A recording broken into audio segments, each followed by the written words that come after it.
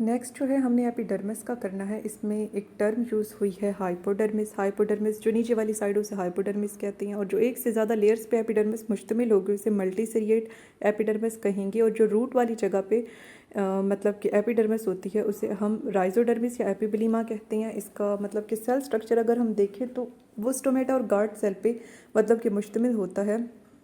वो हम मतलब कि नेक्स्ट देखेंगे। उससे पहले हम ये देख लेते हैं एपिडर्मिस की टाइप्स देख लेते हैं। इसमें मतलब कि एपिडर्मल सेल्स, स्पेशलाइज्ड सेल्स, ठीक है। एपिडर्मल सेल एपिडर्मिस वाली साइड पे होंगी। स्पेशलाइज्ड सेल ये मुख्तलिफ फंक्शंस के लिए स्पेशलाइज्ड होंगे, जैसे कि एक्सक्रीटरी और सेक्रेटरी। और जो ट्राइकोम्स होते हैं मतलब कि वो खास किस्म की अपेंडेजेस होती हैं, ठीक है। स्टोमेटा, अच्छा अब ना दो गार्ड सेल होती है उनके दरमियान एक सुराख बनता है जिसे हम स्टोमा कहते हैं, और ये सारे उसको हम स्टोमेटल ऑपरेटस कहते हैं, ठीक है। और इसे हम स्टोमा भी कहते हैं। अब ये जो पोर्स होती हैं इनसे गैसों का तबादला होता है। नेक्स्ट जो है स्टोमेटा की टाइप्स लिखी हुई है। एनोमिस्टिक में उसकी कुछ तादाद होगी, एन आइसोसिटिक में जो है मतलब कि वो होगा, ठीक है। एन आइसोसिटिक में 3 होगा, जो मतलब कि पैरासिटिक होगा।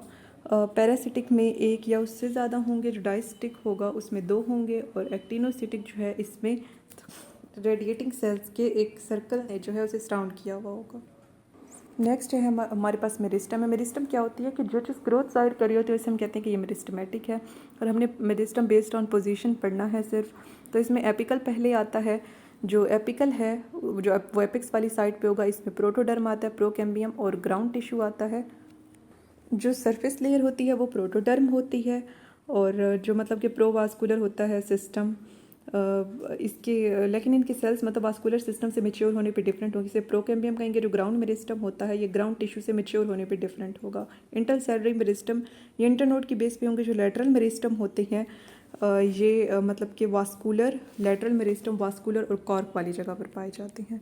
नेक्स्ट है डिवीजन पैटर्न है। जो पेरिक्लाइनल होता है उसमें मतलब कि वो पैरेलल होगा एक्सिस के, एंटीक्लाइनल में वो एक्सिस के राइट एंगल पर होगा। नेक्स्ट जो है शूट एपिक्स है। ये लोअर वास्कुलर प्लांट और हायर वास्कुलर प्लांट, उसमें हम देखेंगे लोअर वास्कुलर प्लांट जो है उसमें ये एक सेल की एक्टिविटी से बनेगा जिसे शूट इनिशियल कहेंगे। हायर वास्कुलर प्लांट में ये सेल्स के ग्रुप पे मुश्तमिल होगा, जिम्नो और एंजियोस्पर्म में। नेक्स्ट जो है थ्योरी है हमारे पास एपिकल सेल थ्योरी, नेगली ने दी।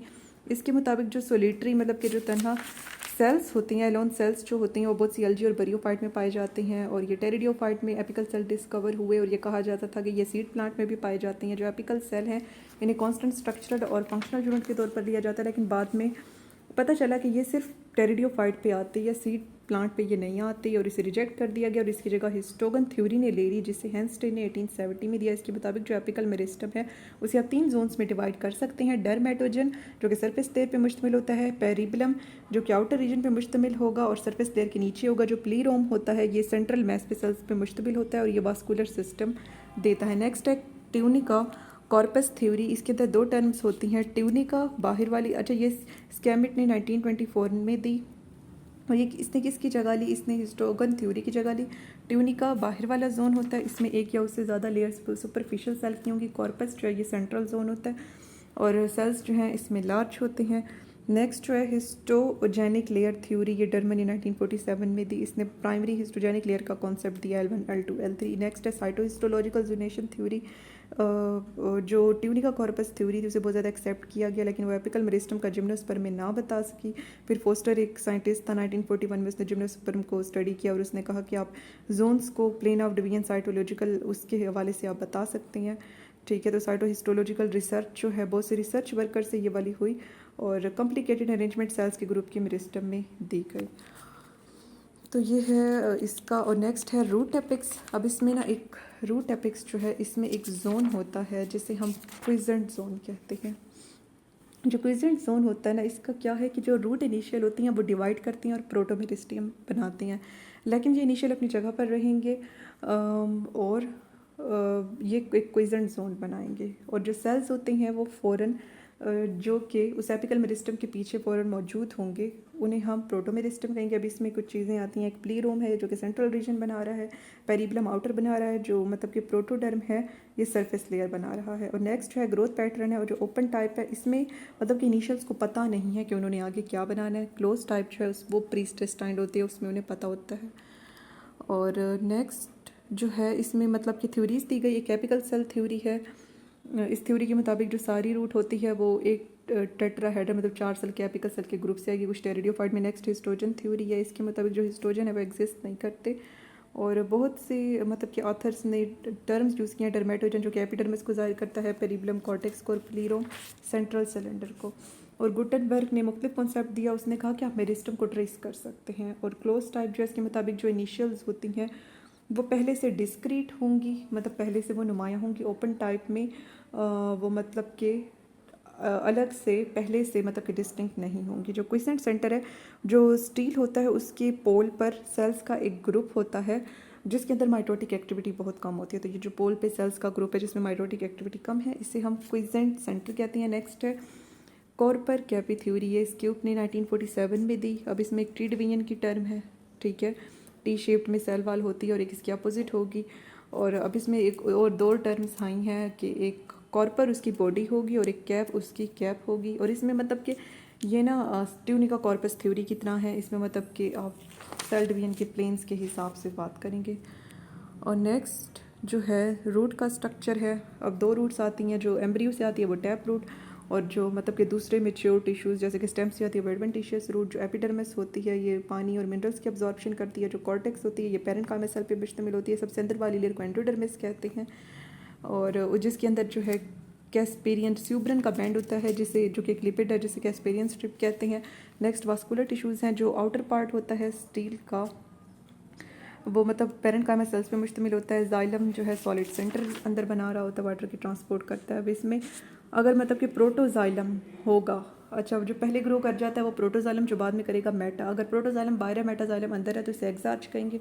और अगर ये दो रिजिस पे मुश्तमिल है तो डाई आर्च, इसी तरह मतलब बहुत सी भी तो पोली आर्च। तो ये फ्लोइम जो है ये जाइलम की रिजिस के साथ अल्टरनेट करता है। जो कैम्बियम होता है ये मतलब कि टिश्यूज़ की एक शीट है और ये मतलब कि सेकेंडरी ग्रोथ के स्टार्ट में मेरिस्टेमेटिक बन जाती है। और कुछ पेरेन्काइमल सेल सेंटर में होंगे जिन्हें पिथ कहते हैं। नेक्स्ट है रूट कैप, ये रूट के टिप पर होगा। नेक्स्ट लेटरल रूट्स हैं।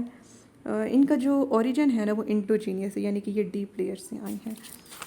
और नेक्स्ट जो है इसमें सेकेंडरी ग्रोथ है, उसमें एक वास्कुलर कैम्बियम का बताया गया जिसमें पेरेन्काइमेटोस सेल्स का रोल होता है और पेरिसाइक्लिक सेल्स का। जो पेरिसाइक्लिक सेल्स होती है वो मेरिस्टेमेटिक बन जाते हैं और वो पेरेन्काइम पैदा करती हैं दोनों साइड पे। नेक्स्ट सेकेंडरी वास्कुलर टिश्यूज है जिसमें जाइलम फ्लोएम आते हैं जो हम पहले देख चुके हैं। और पेरिडर्म है जो सेकेंडरी जाइलम होता है वो अपनी थिकनेस बढ़ाता है और कॉर्टेक्स को वो रप्चर कर देता है, ठीक है। और कॉर्टेक्स को इसने रप्चर कर दिया तो पेरिडर्म एक नई प्रोटेक्टिव लेयर के तौर पर आएगी। तो जो पेरिडर्म है इसकी टाइप्स है कॉर्क, कैम्बियम या फेलोजन। कॉर्क या फिर फेलम और फेलोडर्म। कॉर्क, कैम्बियम या फेलोजन सेकेंडरी ग्रोथ का मतलब कि स्ट्रेस होगा जिसके नतीजे में कॉर्टेक्स रप्चर हो जाएगी। कॉर्क या फिर फेलम में क्या होगा कि कॉर्क कैम्बियम की एक्टिविटी रेडियल पाइल पैदा करती है। फेलोडर्म में जो कॉर्क कैम्बियम है वो कुछ फेलोडर्म यानी कि पेरेन्काइमा सेल प्रोड्यूस करती है। नेक्स्ट जो है सेकेंडरी ग्रोथ होती है, मतलब कि स्टोरेज रूट जो है उनमें सेकेंडरी ग्रोथ भी होती है जैसे कि बीट की होती है, कैरेट की होती है। और नेक्स्ट जो है स्टेम का स्ट्रक्चर उसमें एपिडर्मिस मतलब कि ये सिंगल लेयर होती है, सेल की सरफेस पे होती है। जो कॉर्टेक्स नेक्स्ट इसमें होता है मतलब कि, और जो सेंट्रल और कॉर्टेक्स में फिर पेरेन्काइमा, कोलेनकाइमा, स्क्लेरेन्काइमा, और जो सबसे अंदर होता है वो एंडोडर्मिस होता है और उसके अंदर एक स्टार्च शीट होती है और कैस्पेरियन स्ट्रिप्स भी होती हैं। नेक्स्ट जो है पिथ का बताया गया, ये सेंट्रल रीजन है जिसे वास्कुलर टिश्यूज़ ने सराउंड किया हुआ होता है। वास्कुलर बंडल्स हैं। वास्कुलर टिश्यूज़ के जो स्ट्रैंड्स होते हैं वो हॉलो सिलेंडर बनाते हैं जिन्हें वास्कुलर बंडल कहेंगे। अब जाइलम बाहर है, जाइलम अंदर है और फ्लोइम बाहर है, तो इसे हम कोलेट्रल कहेंगे। और मतलब कि फ्लोइम जाइलम के दोनों साइड पे है तो बाइकोलेट्रल। और एक ही तरह के वास्कुलर टिश्यूज़ हैं तो कॉन्सेंट्रिक। और एम्फिक्रिब्रल, फिर इसकी टाइप है एम्फिक्रिब्रल और एम्फीविजियल। एम्फिक्रिब्रल जो है इसमें जाइलम फ्लोइम को सराउंड करते हैं और एम्फीविजियल में फ्लोइम जाइलम को। नेक्स्ट है फ्लोइम और जाइलम। और पेरिसाइकल वास्कुलर कैम्बियम है फिर, और फिर है पेरिसाइकल। पेरिसाइकल क्या है कि ये टिश्यू है वेरिएबल विड्थ का। नेक्स्ट मोनोकोट स्टेम है, इस पे वास्कुलर बंडल जो है इरेगुलरली स्कैटर्ड होंगे और आप मतलब कि इसमें डिस्टिंक्शन नहीं कर सकते कॉर्टेक्स में और पिथ में। और नेक्स्ट जो है प्राइमरी ग्रोथ है स्टेम में, पहले सेल डिवीजन होगी, फिर सेल इलोंगेशन होगी, फिर मैच्योरेशन होगी और फिर डिफरेंशिएशन हो जाएगी। नेक्स्ट जो है सेकेंडरी ग्रोथ स्टेम में बताई गई है। इसमें मतलब कि एक टर्म है कि इंफ्राफेसिकुलर कैम्बियम के मतलब कि जो पेरेन्काइमा सेल होती हैं मेडलरी रेस के, वो ग्रो करने लग जाते हैं और वो स्ट्रिप बना मतलब कि वो मेरिस्टेमेटिक बन जाते हैं और वो स्ट्रिप बनाते हैं इंफ्राफेसिकुलर की। और जो मतलब स्ट्रिप फेसिकुलर और इंट्राफेसिकुलर की ये मिलती हैं साइडों से और वो कंटिन्यूस कैम्बियम रिंग बनाती हैं जिसे वास्कुलर कैम्बियम कहते हैं। फ्यूजिफॉर्म इनिशियल जो वेज लाइक होती हैं यानी कि तिकोन, और रे इनिशियल जो है या आइसोडायमेट्रिक होती हैं। सेकेंडरी वास्कुलर टिश्यू है, सेकेंडरी जाइलम है जिसकी दो इकसाम है, एक्सियल या वर्टिकल, ठीक है, और रे। और नेक्स्ट वुड की फॉर्मेशन है जो मतलब कि फंक्शनल होती है वो सैप वुड होती है, जो नॉन फंक्शनल होती है वो हर्ट वुड होती है। नेक्स्ट एनुअल रिंग्स मतलब रिंग्स का बनना जो सुपरिंग में बनेंगे, सुपरिंग में जो वुड बना रही हैं उसे सुपरिंग वुड कहेंगे, ठीक है, जिसमें wide loosely dispersed tracheal element होंगे। और जो मतलब कि आटम में बनेगी, ठीक है, जो मतलब कि फिर जो कैम्बियम की एक्टिविटी आटम में स्लो हो जाती है तो वो नैरो बना देती है ट्रैकियल एलिमेंट जो जिसे आटम वुड कहते हैं। और एनुअल रिंग से आप दरख्त की एज का बता सकते हैं। नेक्स्ट सेकेंडरी फ्लो में जिसके दो टाइप्स हैं, रे जिसमें मतलब कि वो वैसे ही होंगी जैसे कि सेकेंडरी जाइलम में, और एक्सियल में क्या होता है कि इसमें सीफ ट्यूब्स होती हैं,